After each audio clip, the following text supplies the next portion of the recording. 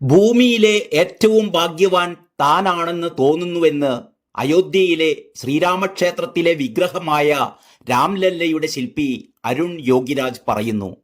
വാർത്താ ഏജൻസിയായ ANIയോട് പ്രതികരിക്കുകയായിരുന്നു അദ്ദേഹം.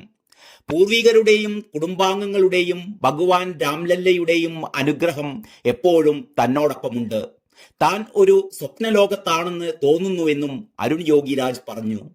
51 ഇഞ്ച് വലിപ്പമുള്ള രാംലല്ല കൃഷ്ണശില ഉപയോഗിച്ചാണ് തയ്യാറാക്കിയത്.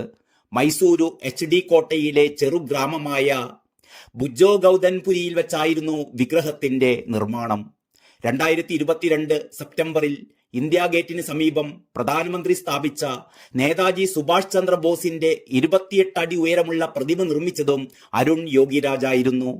നേതാജിയുടെ പ്രതിമ നിർമ്മിച്ച അരുൺ യോഗിരാജ് അന്ന് പ്രധാനമന്ത്രിയുടെ പ്രശംസ പിടിച്ചുപറ്റിയിരുന്നു.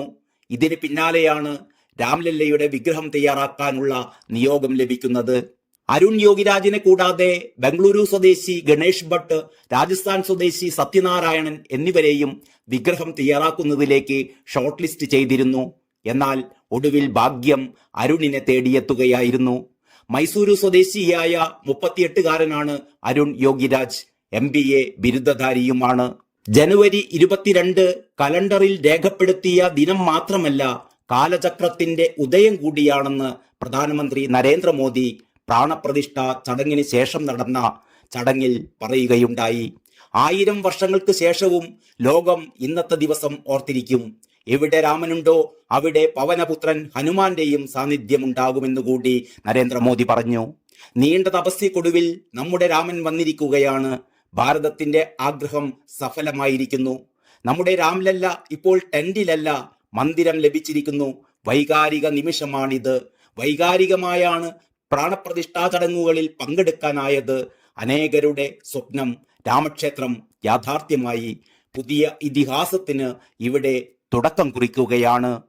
ഞാൻ ഇന്ന് രാമനോട് ക്ഷമ ചോദിക്കുകയാണ് എന്നുകൂടി പ്രധാനമന്ത്രി പറഞ്ഞു. ഞങ്ങളുടെ വിശ്വാസത്തിനും ഭക്തിയിലും എന്തെങ്കിലും കുറവ് വന്നിട്ടുണ്ടാവാം. അതാകാം ഒരു മന്ദിരം ഉയർത്തുന്നതിനായി ഇത്രയും വർഷങ്ങൾ കാത്തിരിക്കേണ്ടി വന്നത്. അതിനായി താൻ ക്ഷമ ചോദിക്കുകയാണ്. അത്യധികം വൈകാരികമായാണ് പ്രധാനമന്ത്രി ഇക്കാര്യം അറിയിച്ചത്. ഇന്ന് ലോകം മുഴുവൻ ദീപാവലിയായി ആഘോഷിക്കുകയാണ്. രാജ്യത്തിന്റെ ഓരോ കോണിലും നമ്മുടെ രാമൻ എത്തിയതിന് ദീപങ്ങളാൽ അലങ്കരിച്ച് സ്വാഗതം മരുളുകയാണെന്നും പ്രധാനമന്ത്രി അറിയിച്ചു. News desk, Kalakaumudi.